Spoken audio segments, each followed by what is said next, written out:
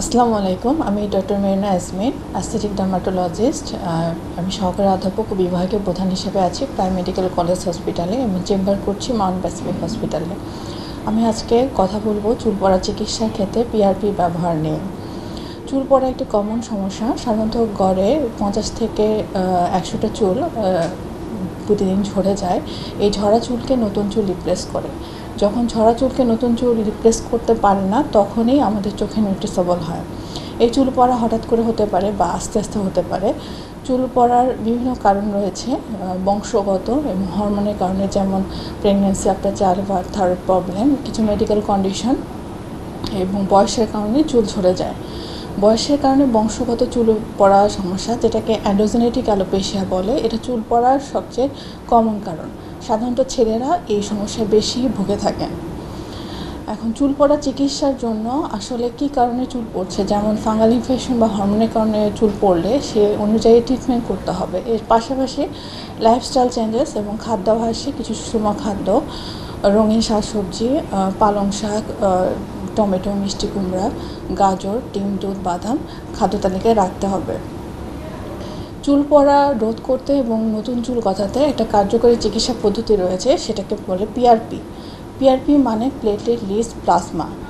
আমরা পেশেন্টের ভেইন থেকে ব্লাড কালেকশন করে এই ব্লাডটাকে সেন্ট্রিফিউজ করা হয়। সেন্ট্রিফিউজ করার মাধ্যমে প্লাজমার প্লেটলেট সহ পোষণ থেকে ব্লাডের আরবিসি পোষণটা আলাদা করা হয়। এই কনসেন্ট্রেটেড প্লেটলেট সহ প্লাজমাকেই আমরা পিআরপি বলি। পিআরপি করার আগে মাথার ত্বকে আমরা অ্যানাস্থেটাইজ করি, এরপর পিআরপি মাথার ত্বকে পুশ করা হয়। টোটাল প্রসিডিউর করতে আধা ঘন্টা থেকে 40 মিনিট সময় লাগে। প্রতি মাসে আসলে একটা করে সেশন নিতে হয় এবং 6 থেকে 12টা সেশন লাগে এবং এটা 18 থেকে 24 মাস স্থায়ী হয়। এরপর বছরে একটি সেশন নিতে হয়। 18 থেকে 72 বছর বয়সী যে কেউ এই পিআরপি ট্রিটমেন্টটা নিতে পারে। পিআরপি আসলে কিভাবে কাজ করে? আমাদের যখন চুল ঝরে তখন চুলগুলো গ্রোয়িং স্টেজে থাকে না। পিআরপির যে প্লেটলেট থেকে গ্রোথ ফ্যাক্টর রিলিজ হয়, এই গ্রোথ ফ্যাক্টরগুলো হেয়ার ফলিকলকে রিজুভিনেট করে, ব্লাড সার্কুলেশন বাড়ায় এবং চুলকে গ্রোয়িং স্টেজে এনে নতুন চুল গজাতে সাহায্য করে এবং চুলের গোড়াকে মজবুত করে এবং চুলের ভলিউম বাড়ায়। এই পিআরপি নেওয়ার আগে কোনো প্রিপারেশন আছে কি না? পিআরপি নেওয়ার 3 সপ্তাহ আগে থেকে স্টেরয়েড জাতীয় মেডিকেশন এবং ব্যথানাশক ওষুধ এবং রক্ত পাতলাকারী ওষুধ 1 সপ্তাহ আগে থেকে বন্ধ করতে হবে।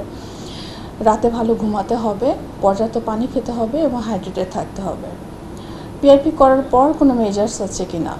পিআরপি করার পর 5 দিন ভাইগারাস এক্সারসাইজ বা বেশি গরম এনভায়রনমেন্টে যাবে না এবং 2 দিন smoking, caffeine, alcohol intake minimise করতে হবে। পিআরপি থেরাপি কারা নিতে পারবেন না? যেসব রোগীদের unstable angina, anaemia, platelet disorder, infection বা ক্যান্সার পেশেন্টরা পিআরপি থেরাপি নিতে পারবেন না। পিআরপির কোনো সাইড এফেক্ট আছে কি না?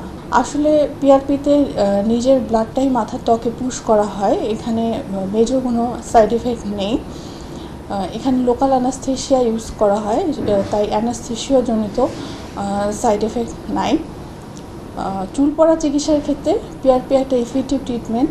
পিআরপি ট্রিটমেন্টটা নিলে চুল পড়া প্রবলেম থেকে একটা সলিউশন পাওয়া যায়। সবাইকে ধন্যবাদ।